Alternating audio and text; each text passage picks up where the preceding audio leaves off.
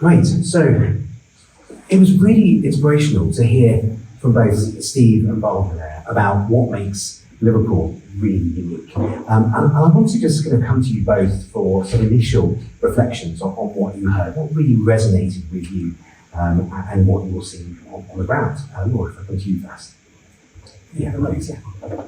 Hi, absolutely. Yeah, it was fabulous to hear from both the Metro Mayor and, of course, the Lord Mayor as well about regeneration and brilliant things going on in our city and our city region. I am conscious that we're literally in Sefton as we sit here, and Liverpool's just a few yards down the road. So this is about the whole city region. Obviously, both James and I are local councillors. I'm one of the cabinet members at Liverpool City Council, and I'm responsible for neighbourhoods, communities and street scene.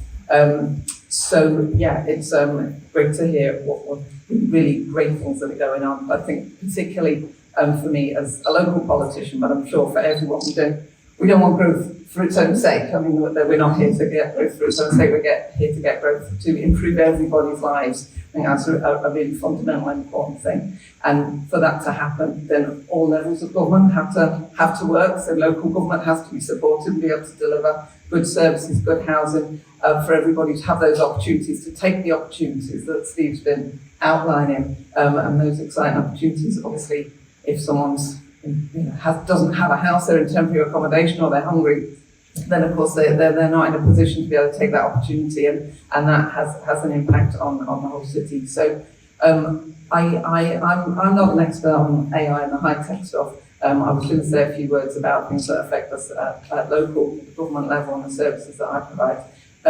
Certainly the City Council, our leader Liam, our cabinet member for growth, Nick Small, are very into the kind of talking about the actual specifics of growth and jobs and the economy in the city. Councillor Small's actually in China, I don't know, pursuing growth. So we are absolutely committed to that. So my job role is more around the kind of slightly more mundane elements of that, but they do absolutely provide opportunities that we should be taking in terms of growth and job opportunities for people, and very much 21st century jobs as well. Obviously housing, as I've mentioned, absolutely critical. We've got major opportunities for major growth in terms of housing in the city and the city region, and indeed there's the plan for North Liverpool, South Sefton is absolutely massive in terms of the opportunities that provides. Saying people have to have access to good housing in order to take advantage of those other opportunities in terms of education and jobs. And also with regard to housing, it kind of reflects on some of the other issues we've been seeing, particularly worryingly lately politically. Kind of the rise of anti-asylum and anti-refugee feeling, and some of those kind of things that are being expressed that are really concerning, and kind of potentially could affect the cohesion and the prosperity of our whole community. So we have to provide those good services, good housing for everybody. I'm responsible for waste at Liverpool City Council. I know that's really mundane, and most people don't get excited about waste, but the circular economy has massive potential in terms of growth and jobs. We've got some big changes coming through in terms of the Environment Act and just the way we collect and dispose of waste. I'm really keen to get plenty of opportunities for anaerobic digestion to happen in the city region. So I know it doesn't sound that exciting for people who don't have to deal with where we take our waste, but for those of us that do, it's really important. So there's issues around the green gas support scheme. I don't know if there's any national politicians still in the room, but yeah, to be lobbying about making sure that we, as a city region, have the opportunity to provide those resources and services. We desperately need some anaerobic digesters because we're about to start collecting food waste across the city region. So that circular economy, that whole issue around reuse, recycling, food waste and everything provides some opportunities that we have to make sure that local government is provided with the support and the incentive at the regional level from national level to be able to kind of grab those opportunities. Brilliant. Thank you, Laura. And I think that's the key thing there, is that what you're setting out there are the foundations for all of the infrastructure which Steve was talking about before. And people often forget about that stuff, but it's fundamental to making sure that things kind of carry on. Yes, that works. Exactly. And James, coming to you now, what were your reflections on what Steve was saying before? Are any things there in particular which you're excited about, or which resonate with some of the things that you've been working on? Yeah, so first of all, as a Sefton council, I want to say welcome to Sefton. I do feel duty bound to point out that we're not actually in Liverpool at the moment. One of the things that resonated to me particularly, and I think Steve highlighted that both me and Laura will pick up on this. You know, if I had to work out, I'd probably knock on 300 or 400 doors in a single month easily, speaking to residents. Not once has any resident or voter ever said to me anything about growth. But what they do mention is the visible things. Jobs, improvements to their area, housing, and that's the visible impact of growth. So, you know, I look at McGull, which is where I'm a local council, just a mile up the road. We've got the largest mental health facility in Europe, where we've got 3 secure units there, and working together with the city region, local council, and the NHS, there are plans for a new digital health facility there, which is going to focus on mental health. That will bring thousands of jobs to the local area. And that is the side of growth that we need to be highlighting to people. It can't just be about numbers, because people don't care about statistics. They care about, can they get a decent, well-paid local job? Is there going to be jobs for their kids? Is there going to be suitable housing for their families growing up? And at the moment, they're not necessarily seeing that. And I think also Steve's mentioned about the opportunities that we have with the city region, the 6 boroughs working together.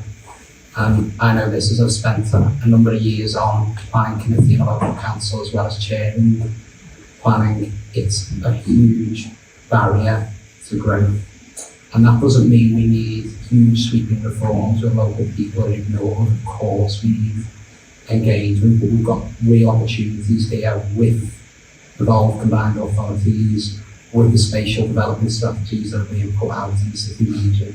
Where we can work together, there's opportunities for neural development corporations, where we can speed up decisions on major key infrastructure that would get people into work and help people move across the border. And, you know, it's a huge issue in this country that we can't make a decision on anything. Like, one thing that I was thinking about, given that I've seen Heathrow Airport is supporting this event, the decision to improve Heathrow Airport first time was made in 2009. I was still in primary school at that point, and we're still probably a decade off any site for the third runway. And that could make a huge impact on the northwest, taking Liverpool city region. But it's not just about more international routes, it frees up the capacity to connect into Liverpool, John Lennon, and that will make a huge difference for international foreign investment and businesses coming here to the city region.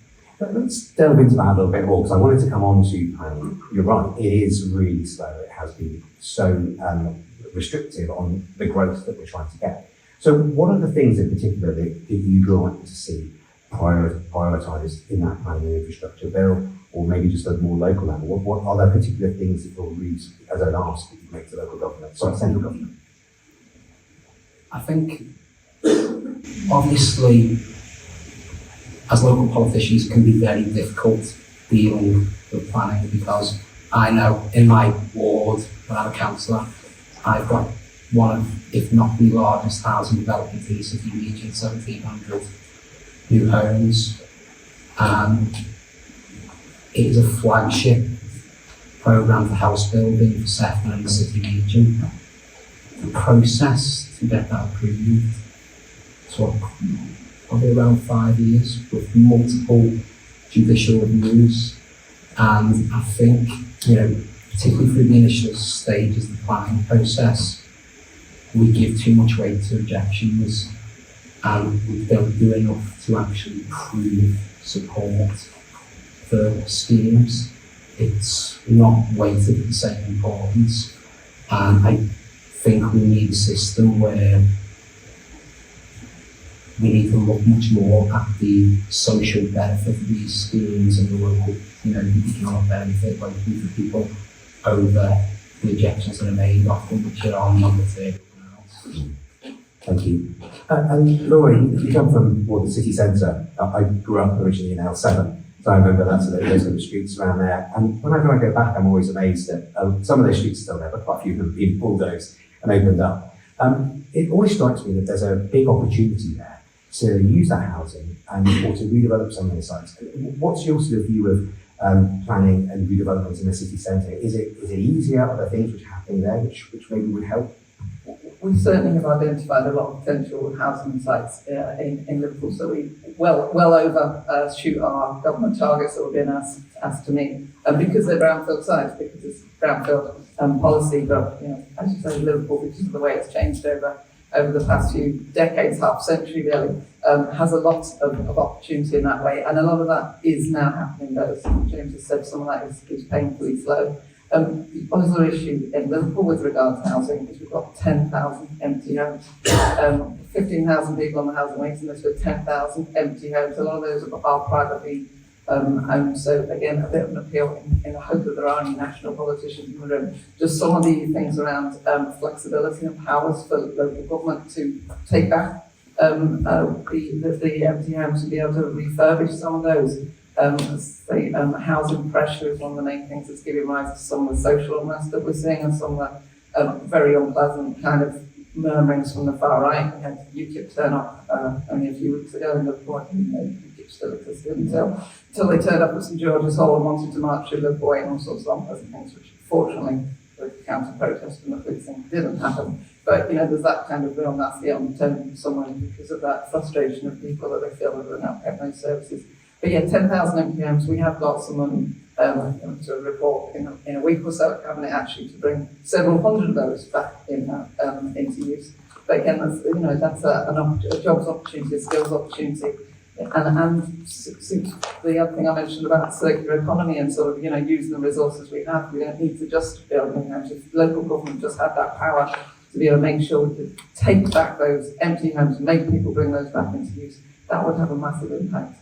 But you're right about the sites in Liverpool, but a lot of those are being built, I'm sure, seeing there's a lot going on in Liverpool, and there's not that much standing around vacant anymore. Fantastic to see. And you touched upon skills there, and that was something which Steve covered as well, in terms of the skills. I mean, he talked about some fantastic schemes there where they're using technology in schools, as well as the broader sort of workplace learning. I know companies like Cllr are hiring hundreds of apprentices to go in and work in their AI lab in the library building. There's many schemes like this across the area. I wanted to just get your reflections on what are you seeing? Has the sort of skills in the Northwest generally improved? And what would you like to see?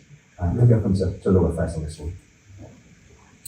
Certainly, in terms of apprenticeships, absolutely vital in terms of those skills, and stay connected with circular economy, housing retrofit, all those kinds of things. There's massive opportunity there if we could just be supported, both private business but also local government in terms of the funding and so on.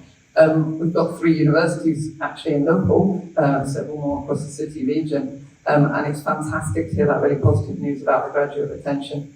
I am a retained graduate from the days when it wasn't trendy to stay in Liverpool after you've done your course in Liverpool, but it's really, really, really positive news. But again, those other things have got to be there, haven't they, to retain those graduates. We've got 50,000 full-time students in Liverpool City. It's a massive percentage of our whole population. They bring fantastic economic opportunity. And one of our 3 universities, of course, is a global university, Russell Group University. So we have fabulous opportunities, but it's about making sure we can hold on to those with having them, both the job opportunities, but also the housing and the other services that support people wanting to stay in the city. In terms of skills, I think apprenticeships is something we really absolutely need to focus on. And James, what's your perspective on skills? What are you seeing as being the most important areas where people are asking you about skills, or where local businesses are asking for skills? I think one major change that we need to make, and it's not just in the city region here, it's nationally, we need to devolve more money when it comes to education budgets, because local leaders know much better than central government do what skill gaps there are in their areas. You know, we've got huge gaps here, particularly in life sciences and the digital sector. There's huge job shortages, and we need to put more money into training programs and apprenticeships in those sectors. You know, while anecdotal, I left school in 2015. I look at people who are most successful now, who I went to school with, and it is all the people who went down the apprenticeship route. They're all by far the ones who perform the most successfully currently in life. When I've got lots of friends who went to university and are working in McDonald's, and well, you know, it's a job that earn money.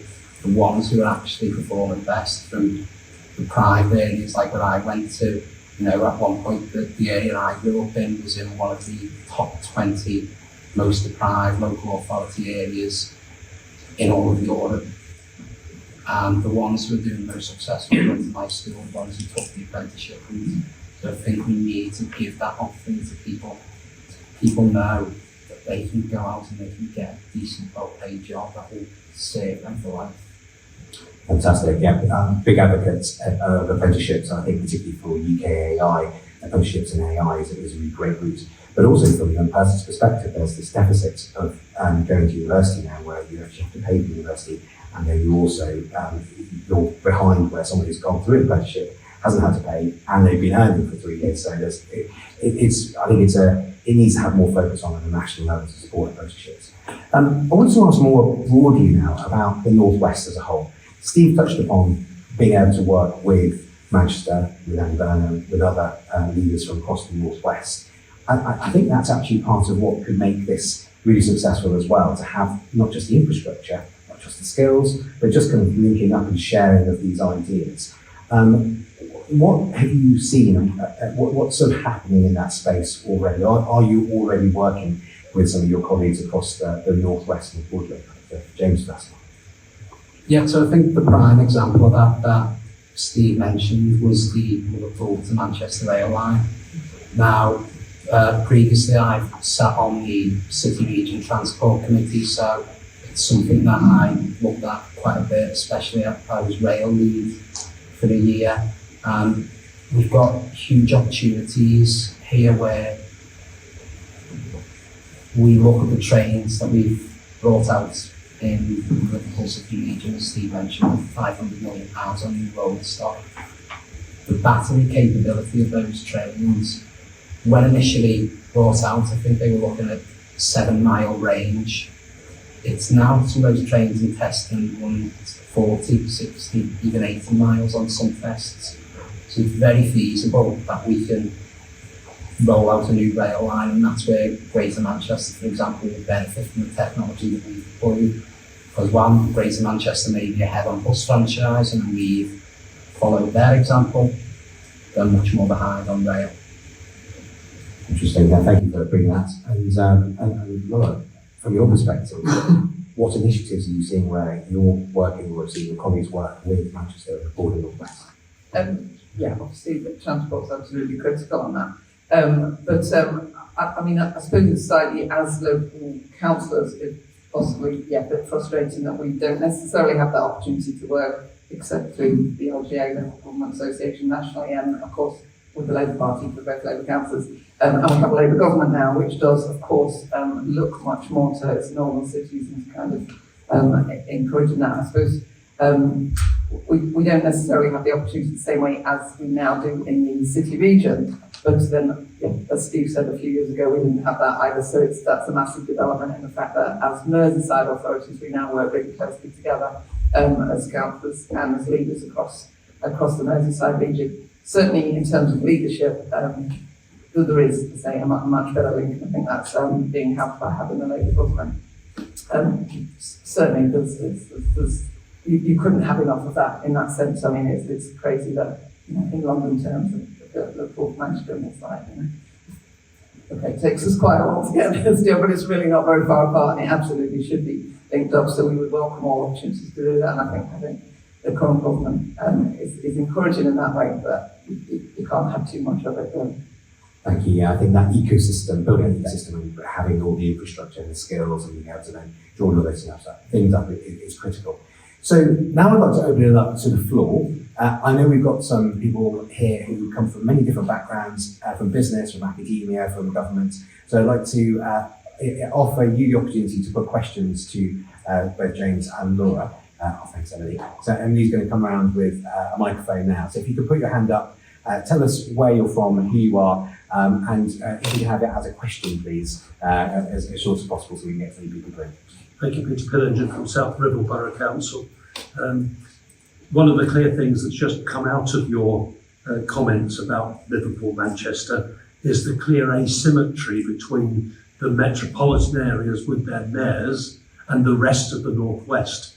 We're going to be 3 years before we get unitary authorities from now. I don't know when we're going to get a mayor. How do you see in the meantime that we might work better together to address that asymmetry?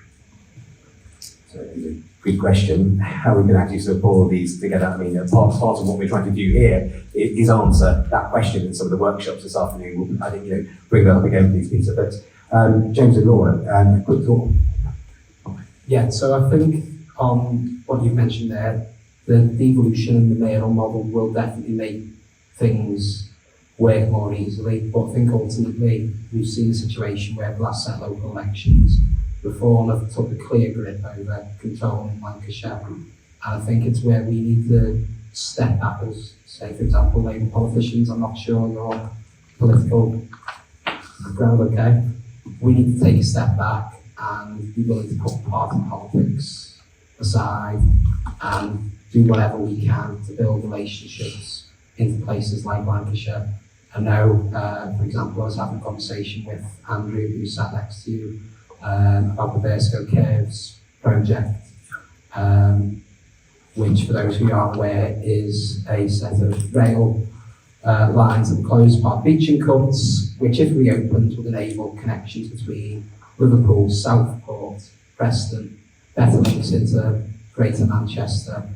And, it'd be fantastic for world-class events here, like at Aintree, because it would enable trains running direct from Liverpool city centre into Preston. It would link, for example, the new McGull Health Park that is planned with the new super prison at Midge Hall in Lancashire. So these are areas where we can work together, and I think sometimes we just need to put our differences aside and crack on. Thanks, James. What you try to?